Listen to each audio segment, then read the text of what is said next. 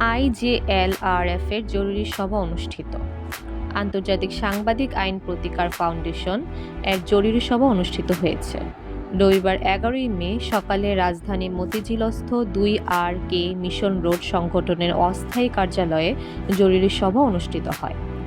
সংগঠনের সভাপতি মোহাম্মদ লাবলু মিয়ার সভাপতিত্বে সভায় উপস্থিত ছিলেন সিনিয়র সহসভাপতি জাফরুল আলম, সহসভাপতি SM শাহজালাল, সহসভাপতি আতিকুল ইসলাম, সহসভাপতি মুস্তাফিজুর রহমান, মহাসচিব নার্গিস জুই, প্রচার ও প্রকাশ সম্পাদক শরীফুল হক পাবেল, দপ্তর সম্পাদক মোহাম্মদ তানভীর রায়হান, নারী ও শিশু বিষয়ক সম্পাদক জান্নাতুল ফেরদৌসী, সহ কোষাধ্যক্ষ আনিসুর রহমান রুবেল, আপ্যায়ন সম্পাদক মোহাম্মদ সাইদুল ইসলাম, শিক্ষা ও গবেষণা সম্পাদক রুপল আক্তার প্রমুখ।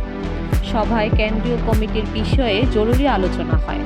সিদ্ধান্ত অনুযায়ী কেন্দ্রীয় কমিটি সারা দেশের বিভাগ ও জেলাগুলোর সাথে সমন্বয় করে কাজ করবেন।